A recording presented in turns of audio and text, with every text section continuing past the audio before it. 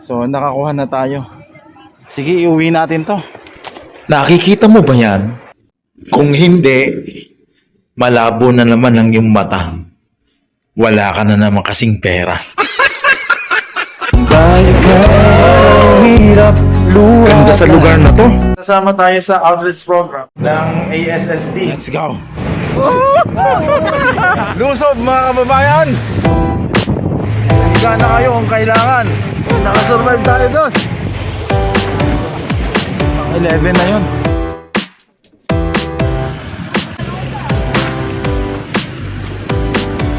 Sir, saan nga tayo pupunta? Saan tayo nes? Tanay? Tanay Rizal, no? Nagkaroon tayo ng chance na sumama sa outreach program. Tamang-tama naman, hindi pa ako nakakarating sa lugar na to. At dahil ito ay bulubundukin, naisip ko na baka maka-side trip tayo. Makakuha tayo ng bonsai material dito pa uwi. Mukha bang familiar yung kurbada na yan? Yan yung marilaki na famous, no? Na maraming nanguhuli na HPG.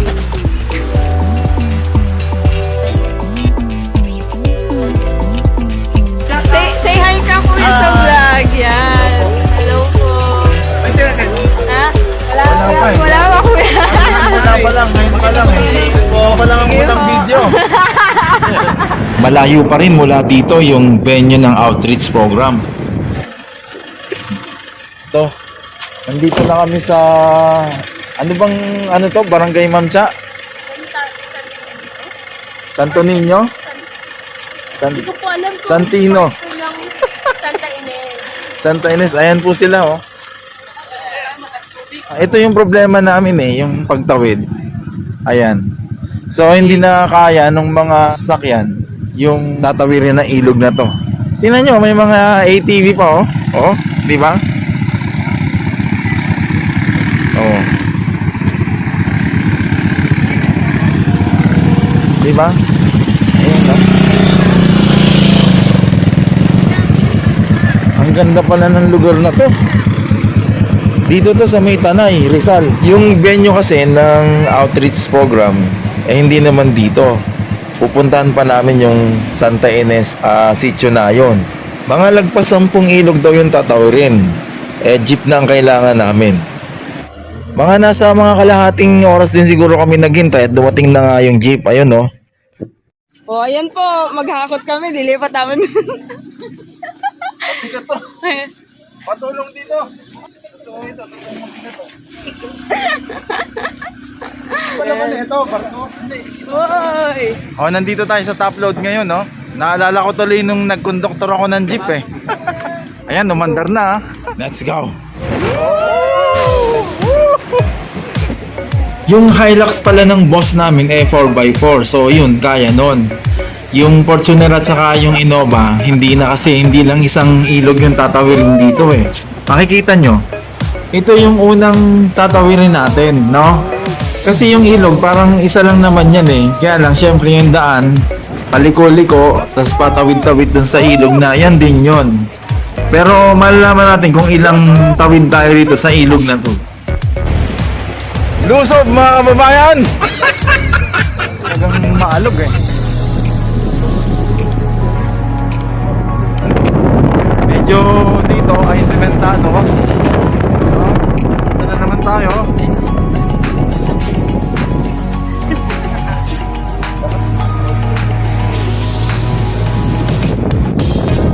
Hawa kayo ha, baka Maaldag talaga dito sa ibabaw. Kapag hindi ka humawak na mabuti, malamang sa malamang dun sa baba ka pulutin. Ayan approaching na tayo sa pangalawang pagtawid. ganda oh. Oh. Huwag na kayong magreklamo kung nakakahilo yung video. Kami nga kumukuha ng video, hilong-hilo eh. Kung ayaw nyo namang maniwala, may kasabihan nga, to see is the best policy. Medyo para tayo naging duhat dun ah. Oh, ulo-ulo. Nakakapagtaka lang na nang nalaman namin na wala pa palang kuryente sa lugar na to. Solar lang ang gamit nila. Oo. Muntik na. Magandang maging kwento ah.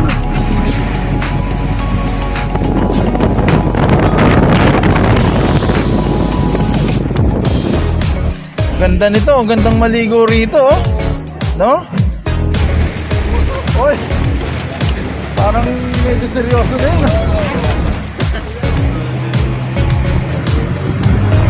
Nakikita tayo dun sa camera 360 no na inaalog-alog tayo dun no. Lahat ng footage, sir. Oo. Tatlo camera natin. Apat pa wala kasama kay Jason. Puro mukha lang. Puro mukha lang doon. Puro mukha ka, sir. Ayan na oh.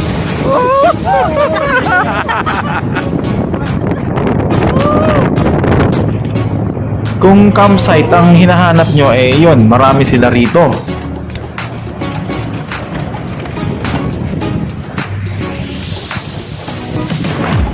Ay, lahat no. Oh. Oh. Ano to? Pang-apat na? Round 4, sir. Round 4 oh. Round 4. Uy. Nelson, nandiyan ka pa ba? Yun. Round 4. Pang-apat na ilog.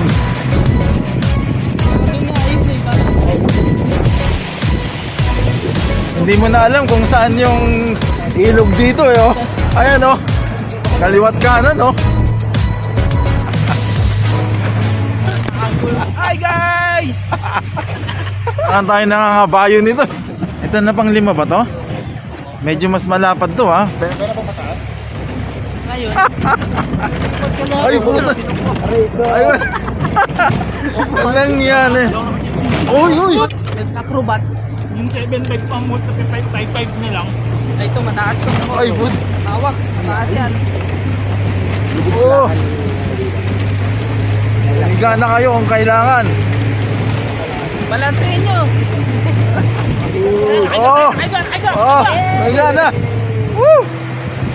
Woo. Survive. Oh, nakasurvive tayo doon. Oh, ang ganda oh. Kung ang tanong naman ninyo, eh may internet connection ba rito? Meron naman dito na mga wifi station. Pero yung talagang network na regular para galing dun sa data na nakakonekta sa cellphone natin, eh wala ritong signal. Walang yak. Walang yak.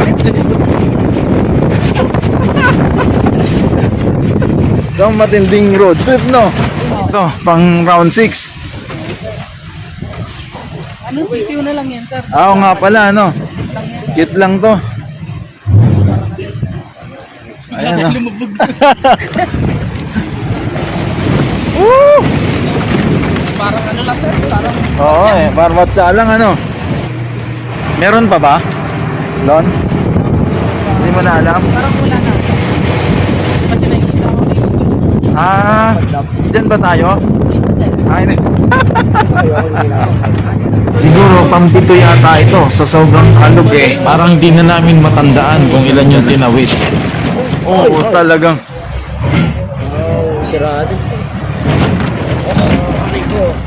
Dito yata eh, sa mismong ilog na kami umaandar eh. Dumadaan eh. Oo, oo. Ulo, ulo. Batuhin kita ng cobra dito. Bilog. Ang linis ano?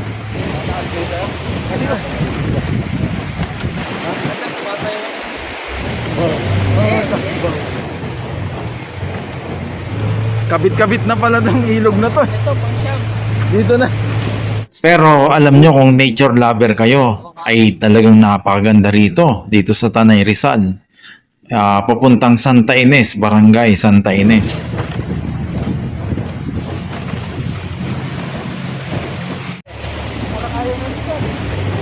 Us.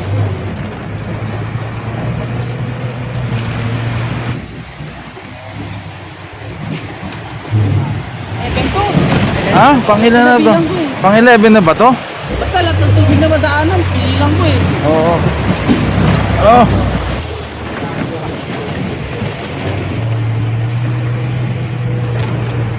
Pang 11, pang 11 na 'yon. May ilan pa kaya?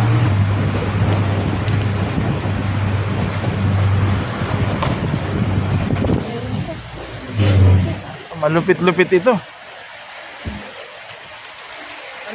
O, kapit. Ayan, kapit daw, kapit. Woo! Ito, balansin nyo. Yun, matindi yun. Nakarating na yata tayo, hindi ko. Ito na ba? Dito ba to? Dito po ba tayo? Ah. Oh, ito na, nakarating na tayo. Ang dami. Ang dami palang bata, oh. Wala nga eh, ba't ako na lang?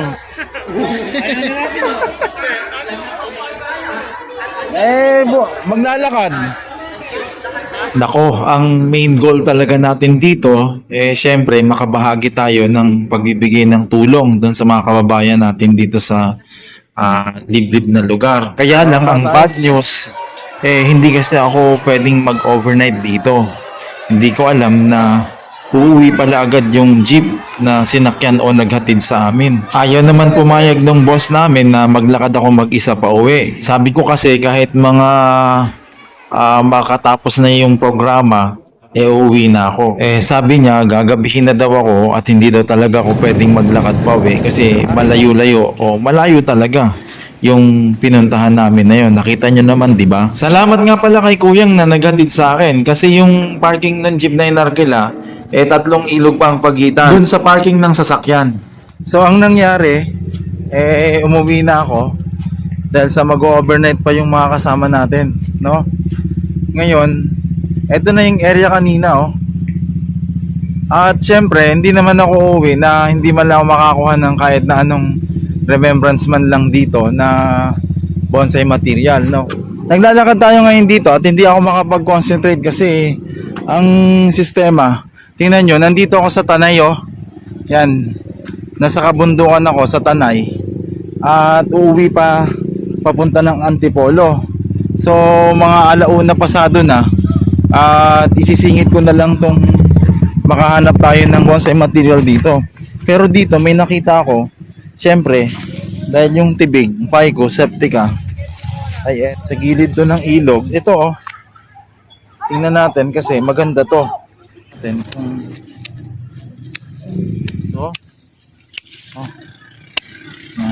Oh, ito. Tibig Phyco septica from Tanay Rizal, di ba? Courtesy of outreach program. Di ba? Malapit na tayo dun sa parking nung sasakyan. Ito yung isang ugat na mahaba at puputulin na natin. Malalaglag to pag pinutol ko. Hindi pala. Ayan. Tanyo.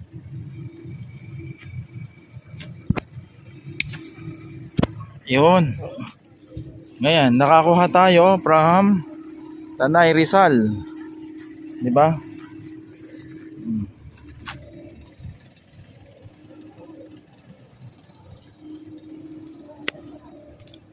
At ang pagkaswerte natin, ayan, oh.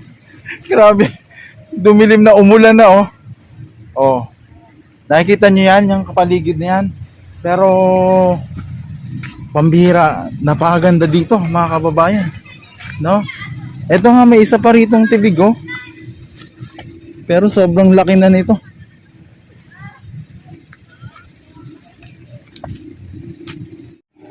Sumilong muna tayo dito sa ano, kasi medyo nakakabasa yung ulan. At nakakita nga tayo dito, oh, ng ito, bayabas. Kahit maliit, kunin natin kasi nagpupunla tayo nito, di ba? Ayan, oh. Ayan, oh, bayabas yan, oh. Ayan, oh. Ayan. Bunutin natin to. Ito, oh. O, diba? Oh. Initial cutting natin. Yan. Tulin muna natin dyan. Yan. Yan. Yan. Ito. O, diba? Nakuha natin. Ayan, tatawid tayo. Mapipilitan tayo nitong magpaa, no? Kasi baka tangayin yung tsinelas natin.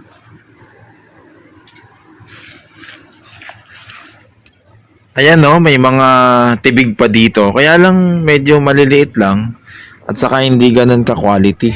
Talagang gusto ko nang tumawid kasi pasado alauna na mula dito sa Tanay hanggang Antipolo baka i-travel ko pa yan ng mga 2 to 3 hours siguro, no? Kasi kung maulan sa may parting Marilaki mahirap magmadali.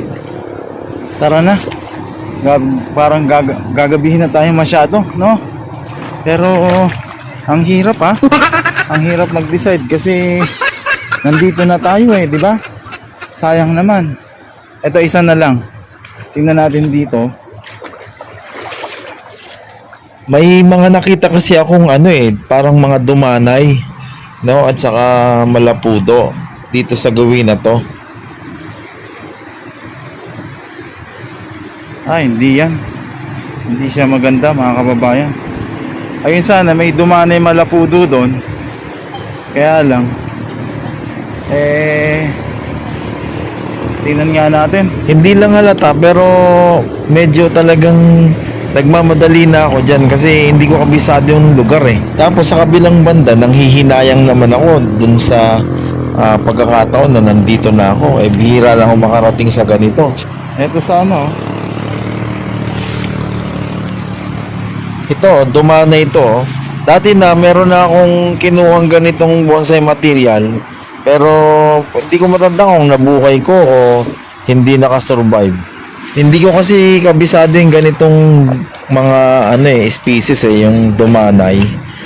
Lalo nasa tabing ilog, minsan hindi mo matansya kung kailangan ba nito ng maraming tubig o nabubulok kapag sobrang babad naman. Tapos yung tools ko na pangkalkal ng ugat, ayan, wala. Kaya kinakamay ko na lang. Pero sa tansya ko, nakikita ko yan, medyo malaki nga, kasi hindi naman ganun kaganda yung base. So, hesitant ako na pagsayangan to ng oras. parang hindi maganda, no? Tumingin tayo ng isa pa. Yun yung sinasabi ko sa inyo kapag nag-hunting kayo. Kailangang makita nyo mabuti yung materyales kung worth it ba. Masyadong malalaki na to. Ang hinahanap ko kasi mga 4 inches to 6 inches lang, ganun. Tapos talagang loaded yung pinaka base. Yan, lalaki Malaman lang maluit Parang yun lang.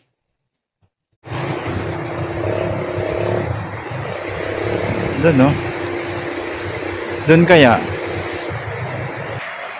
Ito, hindi ko to alam kung ano tong puno na to, pero pwede siguro natin tong kunin. No? Parang katulad din itong ito. Parang malabayabas siya Ayan Ito Ang dahon niyan nito parang bayabas. Ayan 'Di ba? Pero nandito siya sa ilog. So ibig sabihin makatubig to. Hindi ako sigurado pero tansya ko ito ang tinatawag na malapudo. Pero kung characteristics ang pag-uusapan, ito pasadong pasado to. Tingnan nyo Diba ang ganda ng base napakaraming ugat. Napakalaki ng tsansa na mabuhay ito. Sa sino mang nakakaalam kung malapudo nga ito, i-comment nyo na lang dyan sa comment section, no? At kukunin natin to. Ang challenge sa atin dito kung paano natin to bubuhayin pagkatapos natin nakuha, no? Pero kung madali itong mabuhay, maganda to. At habang kinukuha ko to, may bigla akong napansin, no? May crab mga kababayan Ayan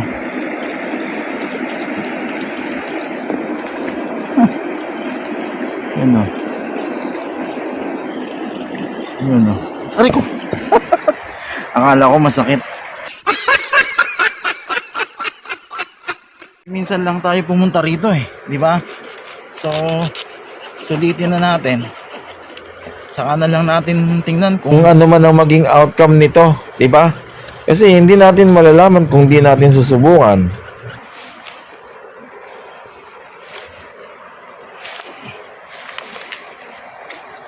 Yan. Napakarami niyang ugat. 'Di ba? Oh.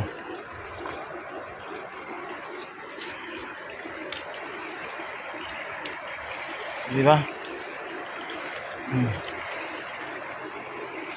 Sige, iuwi natin to.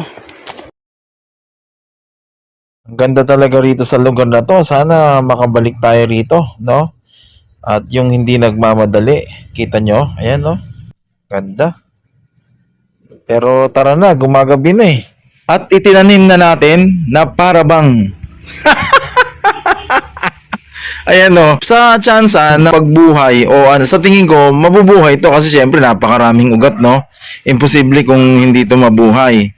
Kaya lang hindi nga kasi natin hindi tayo familiar dito sa species na to. Ito naman yung Phycoseptica na lagi kong sinasabi na bala kong ilaban sa Hibiscus Taiwan no. Kaya nag-iipon ako ng mga materyales na katulad nito para pag sumali tayo sa bonsai competition, ito ang ipanlalaban natin. Abangan nyo na lang ang mga updates ito sa YouTube Shorts, no? At doon ko na lang ipopost kung ano ang mga development. At kapag ka talagang napabalik ka rito sa lugar na to, no? Ganda. Mapapakanta ka talaga ng balikan man ang hirap luhat lahat. Ito ang paborito kong desisyonan. Pag napaligiran ang ingay at ng gulo. Talagang mapayapa napakamapayapa. Medyo, alam nyo nangihinayang ako dahil sa syempre hindi ako nakasama dun sa pagbabahagi ng outreach program saka dun sa pagka-camping ng mga kasama ko. Di ba, babawi na lang tayo sa susunod na next time. Thank you. Balikan man ang hirap, luhat lahat